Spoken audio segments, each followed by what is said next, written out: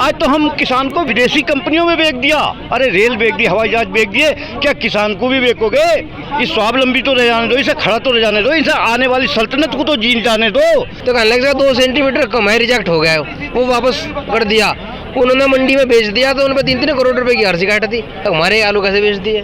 नमस्कार, महाखबर में आपका स्वागत है। इस वक्त महाखबर की पूरी टीम लगातार मौजूद है NS-24 यानी कि उत्तर प्रदेश और दिल्ली के बॉर्डर पर, जहां पर 13 दिनों से किसान अपने खेत खलिहानों को छोड़कर, अपने घर द्वार को छोड़कर सड़कों पर पड़ा हुआ है। लगातार किसान भाई हमारे साथ मौजूद है, वो किसान हमारे साथ मौजूद है। जब किसान रात को जागता है तो आपके पेट में अन्न आता है, यानी कि किसान अगर उगाएगा तब इंसान अपना पेट भर पाएगा। जी हाँ, क्या मांग है आपकी? बताओ जी मुखिया जी बताओगे। क्या मांग है जी? हम चाह रहे हैं तीनों कृषि कानून वापस हो जाओ। तीनों कृषि कानून वापस हो? इनसे किसानों को काफी नुकसान है। अच्छा, तो ये वापस हो जाए, थोड़ा हमारे बिल में रियायत दी जाए, हमें थोड़ी सी बिल में रियायत दी जाए। बिजली बिल बहुत ज्यादा हो गए। कानून बनाया जा जी। MSP की सबसे बड़ी बात चल रही है, MSP के लिए बताइए। MSP जो मोदी जी ने हमारे ऊपर लागू किया, इसे लिखित में दिया जा। सरकार का जो सरकारी रेट है उससे कम पे जो व्यापारी माल खरीदेगा उसे जेल होगी। लिखित में हमें कानून बनाकर दिया जाए। 60 रुपए का धान 800 रुपए बेचना। और सबसे बड़ी बात यह है, उसकी खेती की बात कर रहे हैं कि संयुक्त खेती हो, उस पे आप खेती वाली तो महाभारत में तो पाप हो जाएगा भाई, अगर ऐसा होगा तो मरना पड़ जाएगा। सरकार को जाना पड़ेगा। उससे क्या नुकसान है? गुजरात के भी किसान देखे थे, 4 किसान देखे थे गुजरात में। पेप्सिको कंपनी ने 4 किसानों की जमीन खरीदी कॉन्ट्रैक्ट पे, तो उनसे आलू का बीज दिया था उन्होंने, और दवाई भी उन्हीं की, खाद भी उन्हीं का। तो जब उन्हें देने गए तो कहने लग 2 सेंटीमीटर कम है, रिजेक्ट हो गया, वो वापस कर दिया। उन्होंने मंडी में बेच दिया तो उन पर 3-3 करोड़ रुपए की अर्जी काट दी, तो हमारे आलू कैसे बेच दिए? 4 साल जुर्माना हो गए, किसानों की जमीन बिक ली और मतलब मर गए बेचारे। और क्या करे भाई किसान, यानी किसान आत्महत्या करने पर इनका कहना है कि मजबूर हो जाएगा। भाई साहब हमारे साथ मौजूद है, क्या नाम है जी आपका? दिगराज सिंह। दिगराज जी, 13 दिन हो गए किसान अपने खेतों को छोड़ के, अपने बच्चों को छोड़कर, अपने परिवार को छोड़कर यहाँ सड़कों पे पड़ा हुआ है। NS-24 पे पड़ा हुआ है, सिंधु बॉर्डर पे पड़ा हुआ है, कश्मीर से लेके कन्याकुमारी तक किसान सड़कों पर आ गया है। आखिर क्या मांग है और क्या कहना चाहते हो सरकार से? इसमें पहले नियम जो इन्होंने कानून बनाया है उसके बारे में बताऊं जी। धारा वो MSP, ठीक है जी। MSP खत्म हो गई। धारा 3/7 के अंतर्गत जो कम मूल्य पर खरीदता था उसके लिए एक नियम बना हुआ था जी, उसमें जेल जाने का प्रावधान था। ठीक है जी। उससे एक दिक्कत आएगी, एक स्टॉक लिमिट खत्म होगी कॉर्पोरेट की वजह से। ठीक है जी। ये खत्म होने से स्टॉक लिमिट खत्म होगी। बड़े बड़े उद्योगपति जो आराम से स्टॉक करेंगे, 10 रुपए में अनाज को हमारे खरीद कर स्टॉक कर ले, मनचाहा चीज बेचेंगे। हाँ, मनचाहो 30 रुपए से कम नहीं बेच रहे मान लो। ये आवश्यक वस्तु नियम में आते थे, अनाज, दलहन, तिलहन, ये तीनों बाहर कर दिए जी। तो इससे आम पब्लिक पे भी, एक आदमी मजदूर है मान लो, मजदूर वो 10 रुपए में बेचा उसने, आवश्यक में, इनके बगैर जीविका नहीं है आदमी किसी की भी जी। तो आम आदमी पे भी असर पड़ेगा। वो 30 रुपए में मन मर्जी से खरीद के स्टॉक कर लेगा, वो बेचेगा 30 रुपए में बेच रहा हूँ मैं तो आम पब्लिक पे भी इसका असर पड़ेगा। आम पब्लिक पर असर पड़ेगा। आपका सीधा कहना है कि काला बाजारी को फिर से एक मतलब तूल पकड़ लेगी काला बाजारी, और किसान को इसका कोई लाभ नहीं। किसान को वही रेट मिला, लेकिन बहुत सा लो वर्ग का किसान है, मान लो फसल अगली कमाने के लिए बेच देता है जो, और बाद में मोल को लेता अगली फसल उसने कमा ली, तो उससे भी मान लो 10 रुपए में बेचा है तो 50 को बेचेगा तो 50 को लेना पड़ेगा। आवश्यक है, इसके बगैर जीविका नहीं आदमी कुछ जी।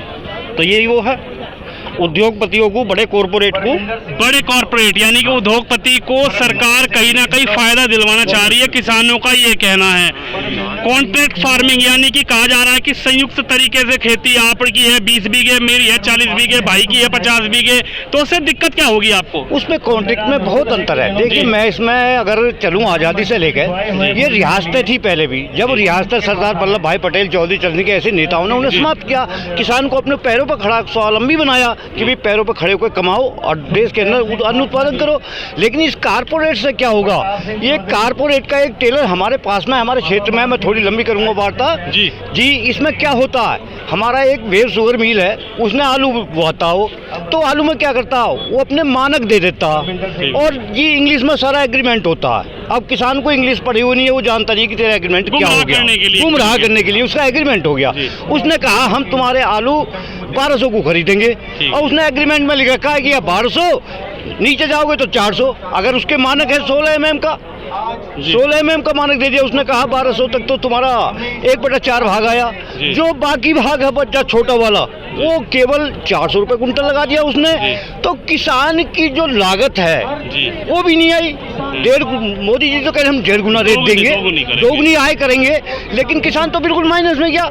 हो सकता है प्रकृति की मार ऐसी पड़ जाए कि वो ना हो फसल, तो उसमें जो है कारपोरेट जो है बिल्कुल स्वावलंबी है, बिल्कुल पूर्णतः वो है, और उसमें वो जो उसकी वसूली नहीं हुई उस किसान से, तो उसका क्रेडिट कार्ड बना दिया उसने कि बेटे अगली फसल में देगा, अब नहीं देगा तो अगली में देगा।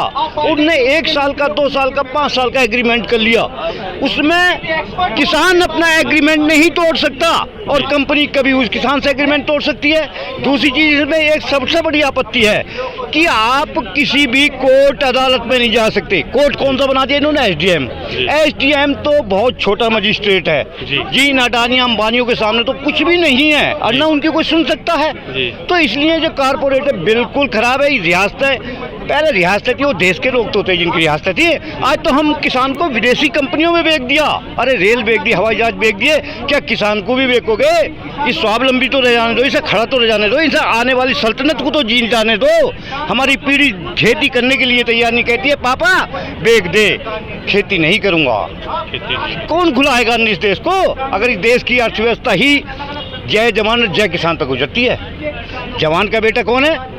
किसान, किसान का माँ बाप कौन है? जवान। इस तरह से एक दूसरे के हम वो हैं। जब जवानी सीमा पर कौन का रखवाली कर रहा? एक किसान का बेटा। और जब हमारा किसान का बेटा वहाँ शहीद होता है तो कौन जाता है? किसान। और जब जवान का माँ बाप मरता है तो कौन आता है? किसान। इन सरकारों ने तो हमें आपस में लड़ा दिया, हमारे भाई भाई को, बेटे को, सबको हमें लड़ा कर धर दिया इस सरकार ने। तो हम इससे ज़्यादा इससे क्या त्रस्त हो सकते हैं इस मोदी सरकार से? हमारी तो जो भी सरकार आएगी हम उसके खिलाफ रहेंगे। जब तक ये कानून वापस नहीं होंगे हम धरने से नहीं हटेंगे, बैठे रहेंगे। किसान एकता जिंदाबाद रहेगी। किसान एकता जिंदाबाद के लगातार नारे लगाए जा रहे हैं। देखिए महिलाएं हमारे साथ मौजूद है। केंद्र सरकार कॉर्पोरेट घरानों के हित में किसान को बर्बाद करने की नीतियां पास करना बंद करे, यानी कि सीधा आरोप सरकार पर लगाया जा रहा है। किसान भाई लगा रहे हैं आरोप। यहाँ पर महिलाएं बहनें हमारे साथ मौजूद हैं, ये सीधा कह रही हैं कि ये जो कानून लाए गए हैं इससे सिर्फ और सिर्फ उन कॉर्पोरेट घरानों को, उन पूंजीपतियों को, उन व्यापारियों को लाभ होगा, अन्यथा किसान के साथ साथ आम जनता भी त्रस्त हो जाएगी। क्योंकि 10 रुपए की किलो की खरीद करके उसको भंडारण करके उसका मनमौजी काला बाजारी करेगा, 50 रुपए किलो बेचेगा, 60 रुपए किलो बेचेगा, वो कॉर्पोरेट का खुद का डिसीजन होगा।